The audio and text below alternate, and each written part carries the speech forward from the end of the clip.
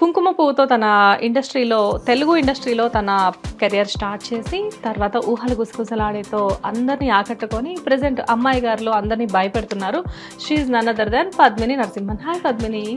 Hi. నాకు అందరికీ మీ స్క్రీన్ అపియరెన్స్ తెలుసు, బికాస్ పద్మిని అనేసరికి ఆటోమేటిక్గా అమ్మాయి గారు సీరియల్లో ఒక గయ్యాలి. సో విజయాంబిక క్యారెక్టర్ అంటే అందరూ ఎంత భయపడతారంటే విజయాంబిక దానికి ఒక బీజిఎం కూడా వస్తుంది.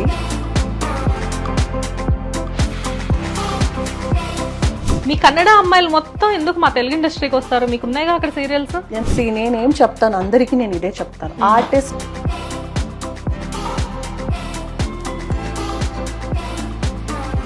I don't know what happened. It is Kannada industry నుంచే తీసుకొస్తారు. మేబీ మా వాళ్ళకంటే మీరు ఏమైనా బెటర్గా చేస్తున్నారా, లేకపోతే రెమ్యునరేషన్ ఏమైనా తక్కువ తీసుకుంటున్నారా compare to Telugu people? Think so. ఎందుకంటే ఇంకొక స్టేట్ నుంచి రావాలంటే ఖచ్చితంగా ఎక్కువగానే చెప్తాం కదా.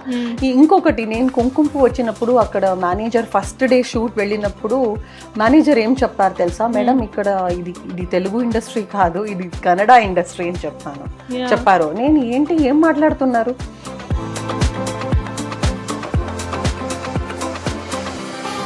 పద్మిని వై మీరు ఏజ్ చిన్నదే, ఎప్పుడు బిగినింగ్ నుంచి చూస్తున్నాను మదర్ క్యారెక్టర్స్కి ప్రయారిటీ ఎందుకు ఇస్తున్నారు? లైక్ అంటే మీకు అవే వస్తున్నాయా, లేకపోతే మీరే అవి ఇష్టపడుతున్నారా? కొంచెం 10 years బ్రేక్ తీసుకున్నాను.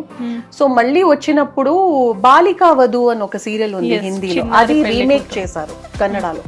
సూపర్బ్ క్యారెక్టర్, అంటే హీరో మదర్ క్యారెక్టర్, బట్ చాలా ఎన్హాన్స్ అయింది ఆ క్యారెక్టర్, చాలా పాజిటివ్. సో నేను అప్పుడు ఏంటంటే బెంగళూరు ప్యాలెస్ లో we shot the whole serial వస్తారు. అప్పుడు నేను ఫుల్ రాణి లాగా I use to be dressed up. So అందరూ ఏమనుకున్నారు, నేనే రాణి అనుకున్నారు.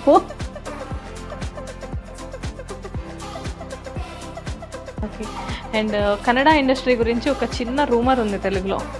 బికాజ్ ఏంటి అంటే కన్నడ నుంచి ఆర్టిస్టులు కొంతమంది తెలుగులోకి వచ్చిన తర్వాత, లైక్ అంటే ఇప్పుడు ఎస్పెషల్లీ కొన్ని సెన్సేషనల్ థింగ్స్ జరుగుతున్నాయి తెలుగులో.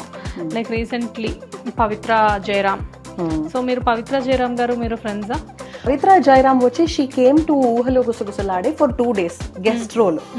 బట్ గెస్ట్ రోల్ చేసినప్పుడు అందరూ కలిసి తిన్నాము.